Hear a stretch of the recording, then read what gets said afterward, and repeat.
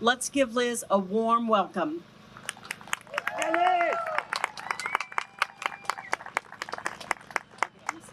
Thank you, Sarah. Before I get started, I want to say a special thank you to Shayna and April for putting on this event. I mean, we're making history here today, thanks to them, and thanks to all of you who came out to support the event. The Mama Bears often make handmade blankets and give them to people in the community to remind them how much we love them, to let them know they're not alone and that we have their back. And the Mama Bears are presenting one to Shayna and April today. Come on up here.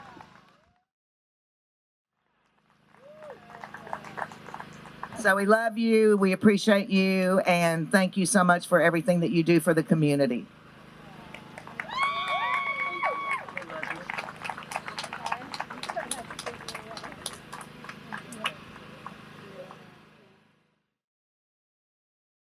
Hi, happy Pride.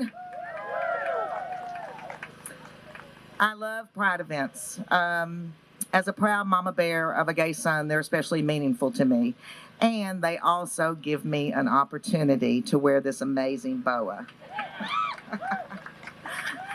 But no, seriously, Pride is really meaningful and it's important. Not only is it a time when we can gather together to celebrate the strength and resilience and beauty of the LGBTQ plus community, but it's also a time when we can recognize that LGBTQ plus people still don't have the rights and protections that they need and deserve, and a time when we can recommit ourselves to do the work in order to make the world a kinder, safer, more loving, more inclusive place where all LGBTQ plus people can live as their true, authentic selves without fear or hesitation. So yeah, that's what Pride means to me. Celebrating the community, protesting the discrimination that LGBTQ people still have to face, and recommitting to the fight for LGBTQ rights and protections. When it comes to fighting for LGBTQ rights and protections, one thing I've come to realize over time is that there are few who are more powerful, relentless, or driven than mama bears whose children are being targeted by hate, injustice, and discrimination. And let me make it clear. When I say mama bear, I'm talking about a mom of an LGBTQ kid who supports their kid wholeheartedly, supports them, affirms them, and celebrates them. And I always want to make that clear because there are some other mom groups out there that call themselves mama bears. But in my opinion, they're not all real mama bears. Let me tell you what I think a real mama bear is. Real mama bears want to see the Equality Act passed. Real mama bears show up at Pride events and give out hugs and spread love. Real mama bears don't ban books just because they include people of color or LGBTQ plus people. Real mama bears believe in science and medicine, and that's why they follow the guidance of major medical associations when it comes to gender-affirming care. Real mama bears don't try to erase LGBTQ plus people, and they don't use kids as political pawns. Real mama bears believe that all learning environments should be safe and inclusive for every student, and that includes LGBTQ plus students. And real mama bears know that no one is too young to learn about diversity and inclusion. Real mama bears are warriors of love, and they believe that a mother's love can change the world.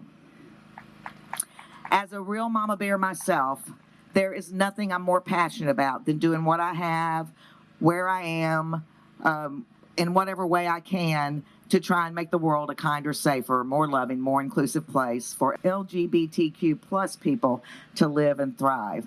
And so it might surprise you to find out when my gay son came out to me more than 15 years ago, I wasn't affirming at the time.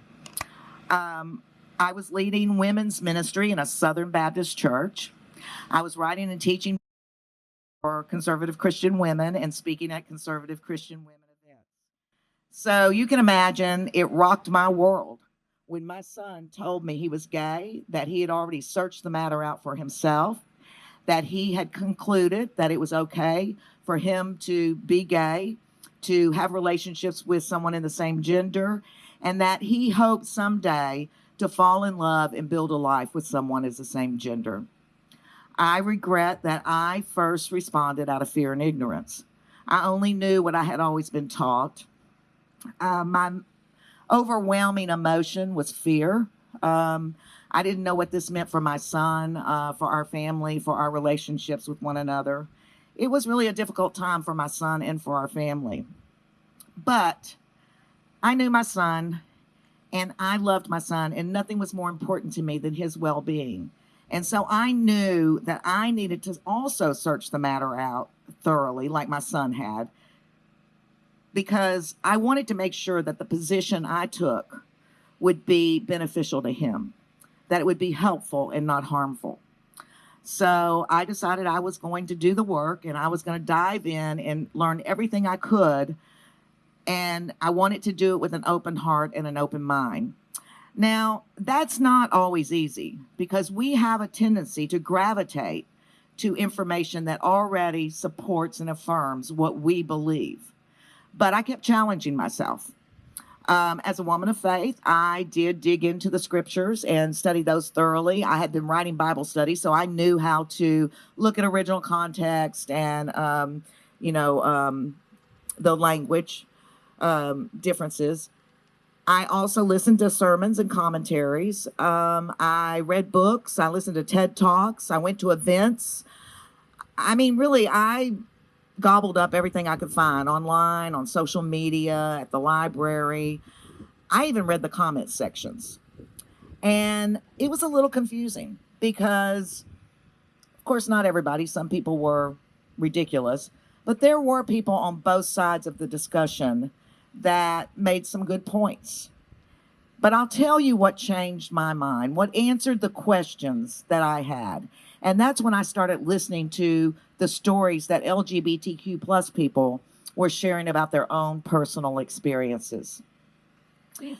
And here's what I learned. There were LGBTQ plus people who were wholeheartedly buying into the idea that it was wrong for them to be anything other than heterosexual and cisgender. They were doing everything they could to oppress it, change it, fix it. They believed they were broken. They believed this part of them was disgusting, immoral, and sinful. And those people were experiencing a lot of what I call bad fruit in their life. They were experiencing high stress and anxiety, major depression. Many of them were experiencing self-loathing. They hated themselves. And some were even giving up on living. Some were suicidal, but even a lot of those people were saying, I just go to bed at night and hope I don't wake up, because they didn't want to live anymore. I also heard from LGBTQ plus people who, like my son, had concluded that it was okay for them to be their true, authentic self and to live that way. And they were doing better in every way, especially if they were connected to friends or family or communities that were also affirming them. They were doing better relationally, spiritually, emotionally, mentally, even physically. Because when you hate yourself, when you are constantly under stress or majorly depressed, it can make you physically ill too. So these people who had come to the conclusion that they could accept themselves, they were doing better even physically. They were even physically more healthy. It changed me to hear these stories. It was a no-brainer to me. Like I said, nothing was more important to me than my son's well-being, and it became obvious that non-affirming ideas and beliefs were harming people in the community. I couldn't take that position because I truly wanted my son to be as healthy and happy and whole as possible. And then one thing led to another. I started connecting with a lot of families who had LGBTQ plus members and sharing what I was learning and sharing resources that I found and communities I was connecting with. And in 2010, I decided to start blogging because I was making enough connections that it would be helpful to have one place where I could point people to. And then in 2014, I got this idea to start a private Facebook for moms of LGBTQ plus kids. By that time, I was beginning to understand just how many challenges and how much discrimination my son was having to face just because of who he was and who he loved. And so I wanted to do something about it. I knew I could do a little bit myself, but I really thought, there's probably a lot of moms out there like me. And not only do they need to make connections and find resources, but they probably want to change the world too. So I had two things in mind when I started this private Facebook group. I hoped and dreamed that every mom who joined the group would end up being wholeheartedly affirming, supportive of their LGBTQ kids and celebrate their kids. I want them to celebrate who their kids are because I know that that's what their kids need. Our kids live in a world where they're not getting that kind of affirmation and support out in the world. And so they need people to go a little overboard for them. And the second thing I hoped and dreamed is that the moms would get inspired and want to intentionally do stuff to try and make the world a kinder, safer, more inclusive, more loving place for all LGBTQ plus people to live. Well, I'm excited to say, although I didn't know how it would turn out, my hopes and dreams have been coming true. Like I said, I started that Facebook group in 2014, and today we have more than 43,000 moms of LGBTQ plus kids in that one group. And these mama bears are on fire. I'm telling you, this is no bandwagon for them. This is something they care about every single day. And that one group has grown into the organization known as Real Mama Bears. We serve over 100,000 families annually now in a variety of ways. We have more private groups for a variety of reasons. The Mama Bear group is still the main one that everything kind of grows out of. We have more than 60 chapters in the U.S., UK, Australia, and Canada. Most of those are in the U.S., but we do have a few outside of the country. And then something that's beyond anything I ever dreamed of, we have 7 programs that serve the LGBTQ plus community. For example, we have the Safer Schools program. Now, there are a lot of programs out there that teach schools how to be safe and inclusive, but we took a little different route. We're teaching parents how to be effective advocates for their LGBTQ plus students because parents have a lot of influence when it comes to the schools that their kids attend. Plus, our kids need to know that we are ready and prepared to advocate for them. In 22, we started a foundation called the Mama Bears Giving Circle. We give grants to other nonprofits that serve the community. In just 3 years, we've given more than $450,000 to other organizations that serve and support the community. When people give monthly, they become members of the Giving Circle and they get to nominate and vote on who gets our grants. So it's a very democratic process. But most of our programs fall under the heading of small acts of kindness. And they help connect LGBTQ plus people with our volunteers who are moms of LGBTQ plus kids. And the moms do things like they have LGBTQ plus people in their home during the holidays because that can be a really difficult time for the community. They make hospital visits.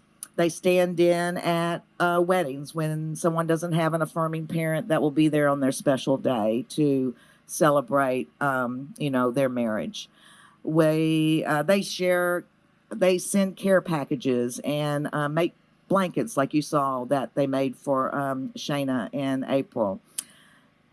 They're small acts, but they're important because we know from studies that if an LGBTQ plus person has even one supportive, affirming adult in their life, it can make all the difference in their well-being, and in some cases, even save a life. One question I get a lot from people when they find out how passionate the Mama Bears community is about supporting the LGBTQ plus community is they want to know, what can we do? Here's what I usually tell them. Do what you can with what you have where you are. what you can, that just means, tap into your own abilities, your own passions, your own strengths. With what you have. I don't know what that is, your car, your dinner table, your business, your money, um, whatever it is, where you are. And of course, that's where you live, but, think about it a little bit broader.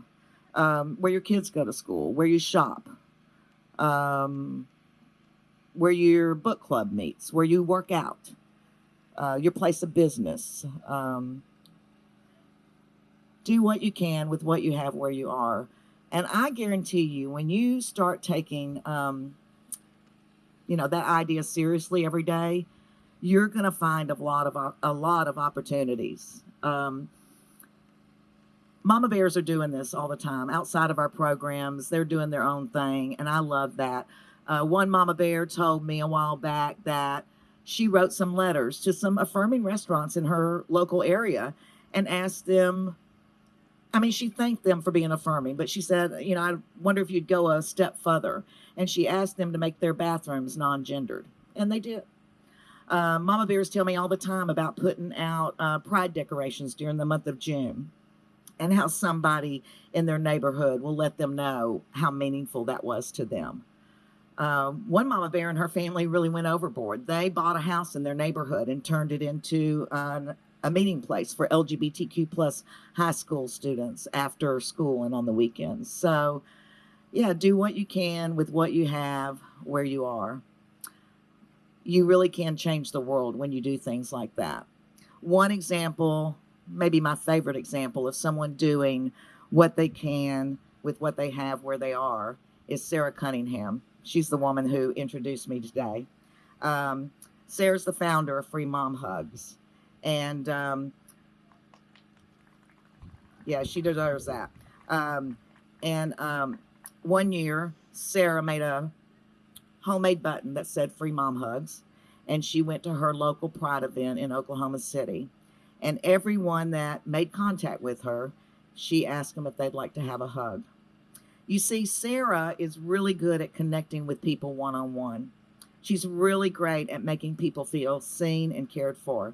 So she did what she could. And she had the stuff to make a homemade button. So she made that button. And she went to her local Pride event right in the city where she lives. And today, Sarah leads a nationwide movement that is inspiring thousands of people to get involved in advocating for the LGBTQ plus community. Thank you, Sarah. We love you.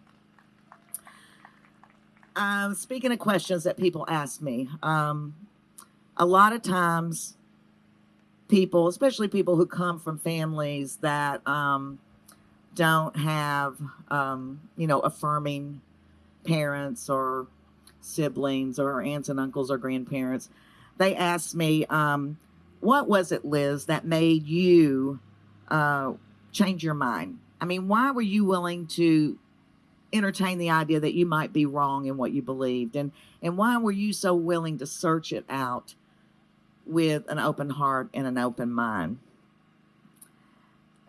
To be honest, I really didn't have a great answer to that question for years. I knew I wanted the best for my son, and that was the best I could say. But a couple of years ago, my gay son and I were doing an interview for the Good Morning Texas show, and he answered that question in an amazing way. I think he really nailed it. Listen to what he had to say.